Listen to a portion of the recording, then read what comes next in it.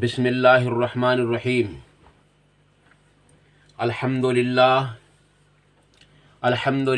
نحمده ونستعینه ونستغفره ونؤمن به ونتوکل علیہ ونعوذ باللہ من شرور انفسنا ومن سیئات اعمالنا من يهده اللہ فلا مضل له ومن يضلل فلا هادی له ونشهد ان لا الہ الا اللہ وحدہ لا شریک له ونشهد ان سیدنا ومولانا محمدا عبدہ ورسولہ ارسلہ بالحق بشیرا ونذیرا بین یدی الساعۃ من یطع اللہ ورسولہ فقد رشد ومن یعصہما فانہ لا یضر الا نفسہ ولا یضر اللہ شیئا اما بعد فاعوذ باللہ السمیع العلیم من الشیطان الرجیم بسم اللہ الرحمن الرحیم قال اللہ تبارک وتعالی ان اللہ وملائکتہ یصلون علی النبی یا ایہا الذین آمنوا صلوا علیہ وسلموا تسلیما اللہم صل علی محمد وعلی آل محمد کما صلیت علی ابراہیم وعلی آل ابراہیم انک حمید مجید اللہم بارک علی محمد وعلی آل محمد کما بارکت علی ابراہیم وعلی آل ابراہیم انک حمید مجید رب اشرح لی صدری ویسر لی امری واحلل عقدۃ من لسانی یفقہوا قولی لا حول ولا قوة الا باللہ العلی العظیم۔ عزیز بزرگوں اور دوستو،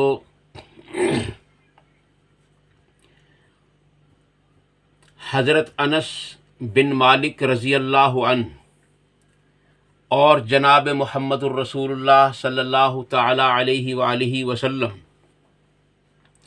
ایک مرتبہ سفر فرما رہے تھے۔ سفر کرتے کرتے آپ صلی اللہ علیہ وسلم نے کہیں سے ایک سارنگی کی آواز سنی جو حدیث کے الفاظ ہیں۔ آپ نے اپنے کانوں میں انگلیاں دے لیں اور کچھ دور سفر کرتے رہے۔ جب کچھ دور نکل گئے تو نبی اکرم صلی اللہ علیہ وسلم نے حضرت انس بن مالک رضی اللہ عنہ سے سوال کیا کہ اے انس، کیا وہ منحوس آواز اب بھی آ رہی ہے؟ تو حضرت انس رضی اللہ عنہ نے عرض کی یا رسول اللہ صلی اللہ علیہ وسلم، اس وقت وہ آواز نہیں آ رہی ہے۔ تو آپ صلی اللہ علیہ وسلم نے کانوں سے انگلیاں نکالیں اور ارشاد فرمایا، انس، جس کان میں باجے کی آواز جاتی ہے، جس کان میں سارنگی کی آواز جاتی ہے، قیامت کے روز اس کے کان میں تانبا پگھلا کر، شیشہ پگھلا کر بھر دیا جائے گا۔ عزیز بزرگوں اور دوستو، سوچنے کی بات یہ ہے کہ نبی اکرم صلی اللہ علیہ وسلم نے تمام ایمان والوں کو اس چیز کا حکم دیا کہ وہ گانے اور بجانے سے پرہیز کریں، لیکن افسوس کی بات یہ ہے کہ نبی اکرم صلی اللہ علیہ وسلم نے جن باتوں سے روکا، اسی بات کو اور اسی کام کو زیادہ یہ امت کر رہی ہے۔ عزیز دوستو، کوئی آدمی ایسا نہیں جو آواز آ رہی ہو اور کانوں میں انگلیاں دے کر اس آواز کو بند کر سکے۔ اس آواز کو کم تو کر سکتا ہے لیکن اس کو ختم نہیں کر سکتا کانوں میں انگلیاں دے کر کے۔ نبی اکرم صلی اللہ علیہ وسلم نے اپنے کانوں میں انگلیاں دے کر اور اس آواز کو نہ سننے کی کوشش کی، اور پھر حضرت انس رضی اللہ تعالی عنہ سے سوال کر دیا کہ انس، کیا وہ منحوس آواز اب بھی آ رہی ہے؟ عرض کیا گیا کہ نہیں آ رہی۔ تو آپ صلی اللہ علیہ وسلم نے ارشاد فرمایا کہ قیامت کے روز جس کان کے اندر باجے کی آواز جاتی ہے، قیامت کے روز اس کان کے اندر شیشہ پگھلا کر بھر دیا جائے گا۔ تو اس سے یہ عمل جناب نبی اکرم صلی اللہ علیہ وسلم نے جو کر کے دکھایا، یہ امت کو بتایا کہ اگر تم نے ایسا کیا تو پھر تمہارے ساتھ بھی ایسا ہوگا۔ لیکن عزیز بزرگوں اور دوستو، کون اس چیز سے بچنے کی کوشش کرتا ہے؟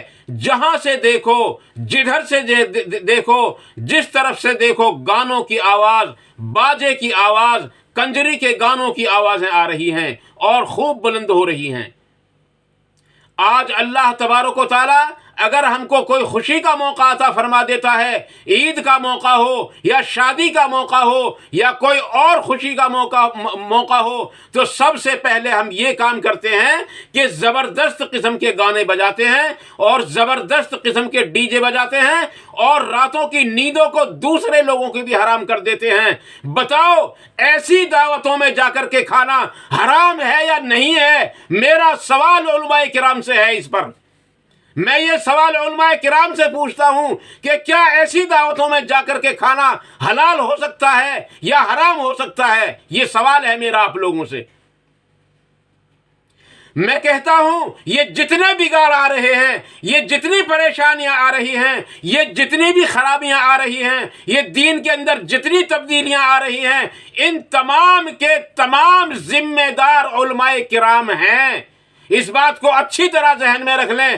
اگر عالم سدھر جائے گا تو عالم سدھر جائے گا، اگر عالم بگڑ جائے گا تو عالم بگڑ جائے گا۔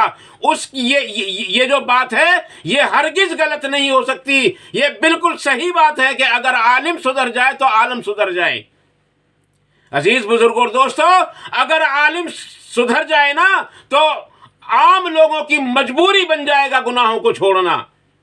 مجھے بتاؤ یہ لال خط کی رسم کس نے چلائی؟ اس کا مضمون کس نے بنایا؟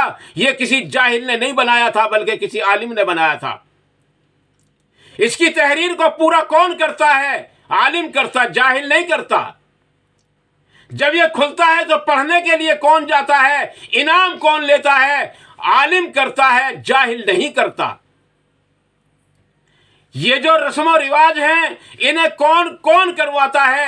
اگر عالم اس پر متفق ہو جائیں کہ ہم لال خط نہیں لکھیں گے، ہم لال خط نہیں پڑھیں گے، جس شادی کے اندر یہ باجے گاجے ہوں گے ہم اس کے اندر نکاح نہیں پڑھائیں گے، بشرطے کہ سب کو متفق ہونا پڑے گا اور اپنی روزی روٹی کو دین سے ہٹانا پڑے گا۔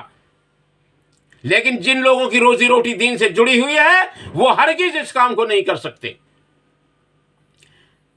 اور جو شخص دین سے جوڑ کر روزی کھاتا ہے، علماء کرام سے عرض ہے ہرگز اس کی روزی حلال نہیں ہو سکتی، کیونکہ وہ حق بات کہہ ہی نہیں سکتا کبھی بھی۔ تو عزیز بزرگوں اور دوستو، ان باتوں پر غور کریں، ان باتوں پر دھیان دیں کہ اگر ہم ایسا کرتے رہیں گے تو ہرگز اس دنیا کے اندر سدھار نہیں آ سکتا۔ سدھار کا ایک ہی طریقہ ہے کہ تمام علماء کرام متفق ہو کر ان چیزوں سے پرہیز کریں۔ بتاؤ یہ زبردست ڈی جے بجتا ہے اور زبردست باجے بجتے ہیں، زبردست گانے چلتے ہیں، راتوں کی نیند حرام ہوتی ہے، دلوں میں چوٹ لگتی ہے اور تمام کے تمام برائیاں پھیل رہی ہیں، اور علماء کرام ان باراتوں میں جا رہے دعوت کھانے کے لیے۔ کون کھا رہا ہے وہاں جا کر کے دعوت؟ افسوس ہے ایسے علماء کرام پر، لعنت ہے ایسی دعوتوں پر۔ عزیز بزرگوں اور دوستو، ان سے پرہیز کرنا بہت ضروری ہے، بہت ضروری ہے ان چیزوں سے پرہیز کرنا۔ یاد رکھو کھانے کی نسبت انہی چیزوں سے جڑتی ہے جن چیزوں سے وہ تقریب کی نسبت جڑ جاتی ہے۔ آج ہم نکاح کو عبادت سمجھتے ہیں اور ہے بھی عبادت نکاح، اور ایسی عبادت ہے تمام انبیاء علیہ السلام کی سنت ہے نکاح، لیکن اس نکاح کے اندر اتنی ساری خرافات، اتنی ساری برائیاں اس کے اندر، کون ذمہ دار ہے اس کا؟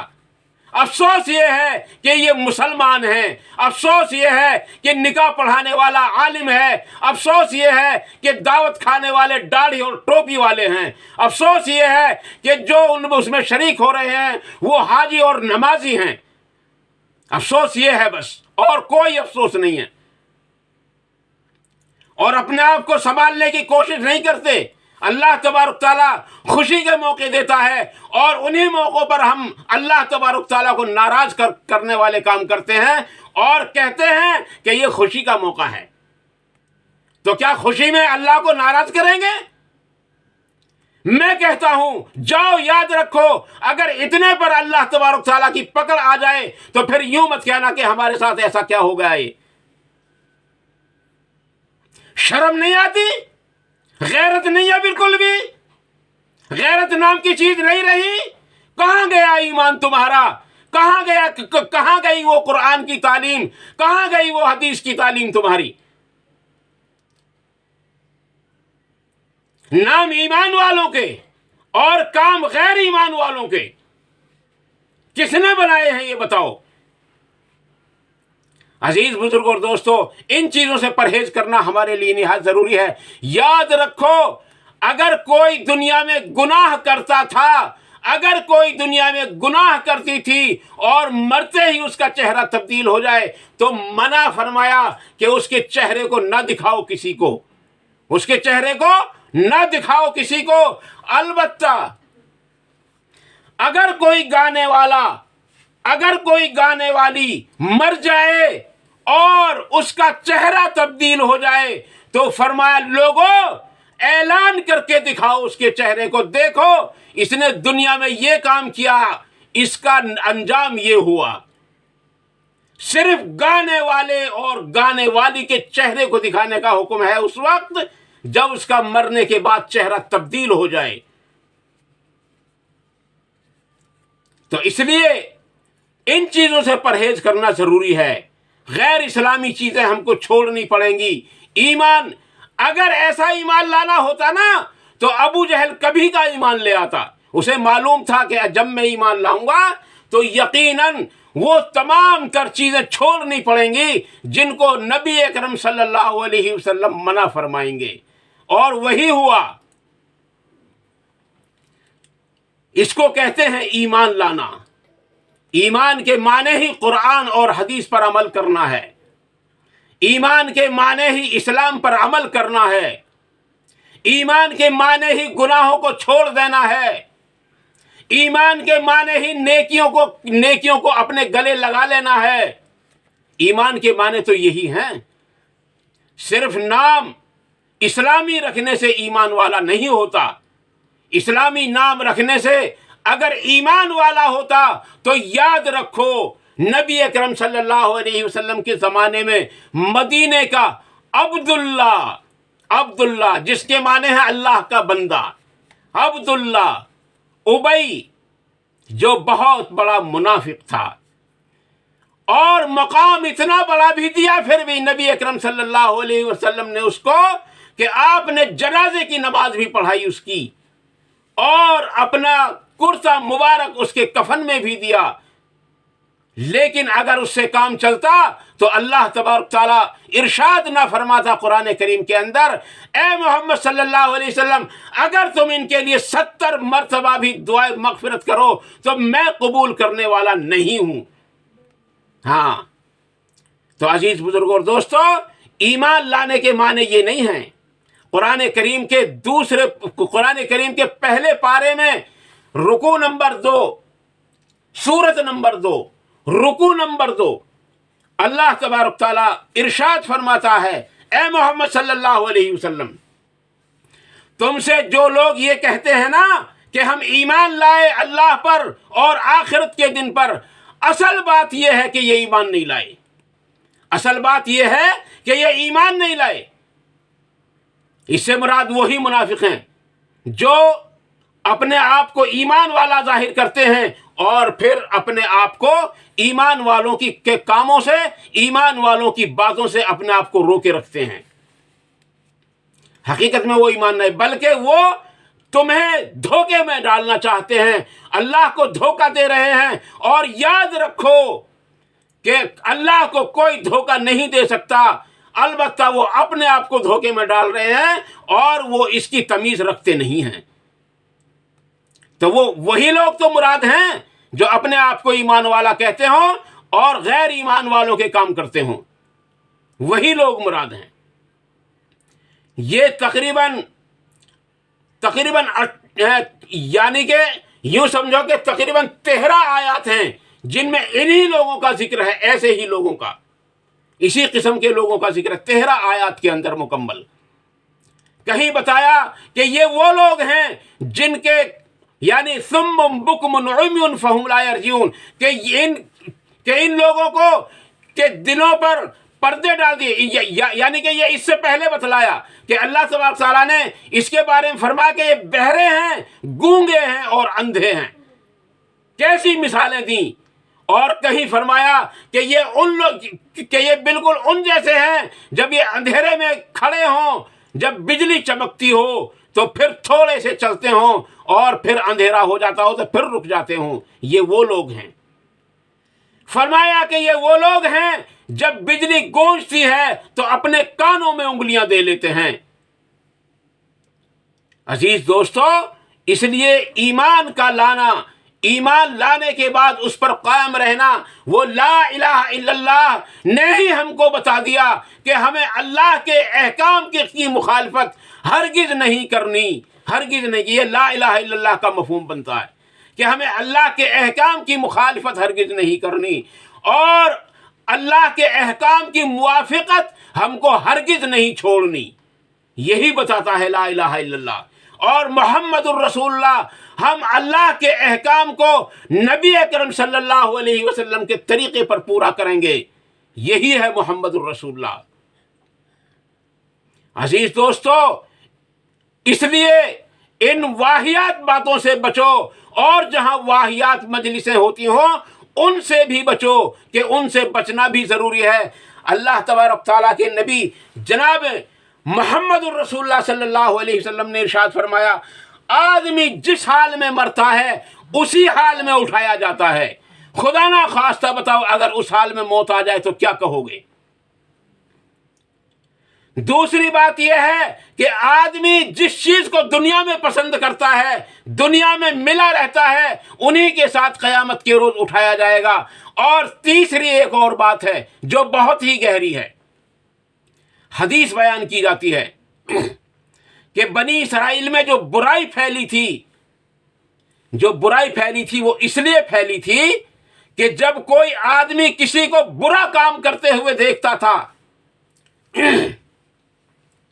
جب کوئی آدمی کسی کو برا کام کرتے ہوئے دیکھتا تھا تو اس کو سمجھاتا کہ بھائی ایسا نہ کر، اس کام کو مت کر، لیکن جب وہ نہ مانتا تو اس سے بائیکاٹ نہیں کرتا تھا۔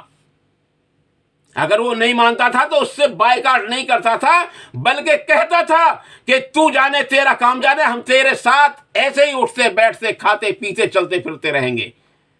عزیز بزرگوں اور دوستو، اس لیے ایسے لوگوں سے ضروری ہے کہ ہم دور رہیں، کیونکہ ان قریب ایسے لوگوں پر عذاب الہی آنے والا ہے، دیر نہیں ہے عذاب الہی آنے میں۔ عزیز دوستو، بچو ان چیزوں سے، بچاؤ اپنے آپ کو ان چیزوں سے، بچاؤ اپنے آپ کو اور اپنے اہل و عیال کو بھی بچاؤ۔ قرآن کریم کے اندر حکم ہے کہ بچاؤ اپنے آپ کو اور اپنے اہل و عیال کو جہنم کی آگ سے۔ یاد رکھو، جو ایسی مجلسوں میں شریک ہوتے ہیں، جو ایسی جگہوں میں شریک ہوتے ہیں، وہ اللہ نہ کرے، اللہ کرے کہ معاف ہو جائے، لیکن قرآن اور حدیث کی روح سے پتہ چلتا ہے کہ وہ جہنم کے اندر ہیں۔ کیا اس کے بارے میں ہم سے سوال نہیں ہوگا؟ ہرگز ایسا نہیں ہو سکتا، ہم سے ضرور پرسش ہوگی۔ اور پھر یاد رکھو، جب آدمی کسی دریا کے اندر گر جائے، اس کے پانی کے اندر گر جائے، تو وہ یہ نہ سوچے کہ میں سوکھا نکل جاؤں گا، ہرگز نہیں۔ نبی اکرم صلی اللہ علیہ وسلم نے ارشاد فرمایا، جیسی مجلسوں میں آپ بیٹھو گے ویسے ہی اثرات اس کے لے کر کے جاؤ گے۔ ایک طویل حدیث ہے، میں آپ کو بتاتا ہوں۔ نبی اکرم صلی اللہ علیہ وسلم نے ارشاد فرمایا کہ جہاں کہیں اللہ کے دین کی مجلس ہوتی ہے اور وہاں جو لوگ بغیر کسی کام کے بھی جا کر کے بیٹھ جاتے ہیں، تو اس مجلس کا اثر یہ ہوتا ہے کہ اللہ تعالیٰ فرماتا ہے کہ میں نے اس مجلس کی برکت سے ان لوگوں کی بھی مغفرت کر دی جو اس مجلس میں شریک نہیں تھے، کسی ضرورت سے آ کر کے بیٹھے تھے۔ اب یہ بتاؤ، جو گناہوں کی مجلسیں ہیں، اگر ان میں کوئی آدمی جا کر کے بیٹھے تو کیا وہ اس کے ساتھ پکڑ نہیں ہوگی؟ اس کے ساتھ ضرور پکڑ ہوگی۔ اس لیے عزیز دوستو، ایسی مجلسوں سے بچو اور اپنے آپ کو بچاؤ اور بچانے کی کوشش کرو۔ اب ایک اور حدیث میں آپ کو بتاتا ہوں۔ نبی اکرم صلی اللہ علیہ وسلم نے ارشاد فرمایا، ایمان کے درجے 3 ہیں۔ کتنے ہیں؟ 3 درجے ہیں۔ سب سے اعلیٰ اور سب سے اونچا جو درجہ ہے وہ یہ ہے کہ جب کوئی گناہ کرتے ہوئے دیکھے تو اس کو ہاتھ سے روک دے، اس کو ہاتھ سے روکنے کی کوشش کرے، اور اگر کوئی ہاتھ سے نہ روک سکتا ہو تو اس کو زبان سے اس کو منع کرے، زبان سے اس کو روکے۔ البتہ اگر کوئی زبان سے بھی نہ روکے اور ان میں برابر شریک ہوتا رہے تو یاد رکھو کہ پھر یہ تیسرا درجہ جو ہے وہ یہ ہے کہ اس کو دل سے برا مانے۔ اور دل سے برا ماننے کا مطلب یہ ہے کہ ان مجلسوں میں شریک نہ ہو۔ اگر ان مجلسوں میں وہ بھی شریک ہو رہا ہے تو وہ دل سے بھی برا نہیں مان رہا، تو پھر ایمان کا آخری درجہ بھی ختم ہو جاتا ہے۔ 3 ہی تو درجے ہیں بس۔ ہاتھ سے روکنا یہ ہمارے بس کا نہیں رہا، زبان سے روکنا ہم کہہ سکتے ہیں لیکن ہمت نہیں پڑتی، لیکن دل سے برا ماننا ہم نے یہ بھی چھوڑ دیا۔ وہ ہمیں بات بتا رہی ہے کہ ہم نے دل سے برا ماننا بھی چھوڑ دیا۔ کون سی؟ کہ ہم ان گناہوں کی مجلسوں میں برابر شریک ہو رہے ہیں تو ہم نے ان کو دل سے کہاں برا مانا۔ عزیز دوستو، بچو، اپنے آپ کو بچاؤ، بچو اور بچاؤ اپنے آپ کو۔ ہاں، اللہ تعالیٰ مجھے اور آپ کو ان مختصر باتوں پر عمل کرنے کی توفیق عطا فرمائے۔ اگر کوئی بات جذبات میں میری زبان سے غلط نکل گئی ہو اس کو اللہ تعالیٰ معاف فرمائے، اور جو صحیح بات نکلی ہوں ہمارے دلوں کے اندر اللہ تعالیٰ اس کو راسخ فرمائے اور اس پر عمل کرنا آسان بھی فرمائے، اور اس پر عمل کرنے کی توفیق بھی عطا فرمائے، اور اس پر عمل کرنے کے موقع بھی ہم سب کو عطا فرمائے۔ اور جو غلط باتیں نکل گئی ہوں اللہ ان کو معاف بھی فرمائے اور ان کی برائیوں سے ہم سب کی حفاظت فرمائے۔ اللہ تعالیٰ مجھے اور آپ کو تمام تر گناہوں سے بچنے کی توفیق عطا فرمائے۔ عزیز دوستو، شراب پینا حرام ہے، ہر آدمی جانتا ہے، لیکن وہ تو چلو ہم نے مان لیا ناپاک ہے، لیکن اس کی قیمت کھانا بھی حرام ہے، وہ کہاں ناپاک ہے بتاؤ؟ تو ان باتوں سے پتہ چلتا ہے کہ ایسی دعوتوں میں شریک ہونا کبیرہ گناہ ہے، ایسا کبیرہ گناہ جو بغیر توبہ کیے معاف نہیں ہو سکتا، اور جو گناہ بغیر توبہ کے معاف نہیں ہوتا وہ بڑا گناہ ہوتا ہے۔ اس لیے ہم اپنے آپ کو بچائیں۔ اللہ تعالیٰ عمل کی توفیق عطا فرمائے۔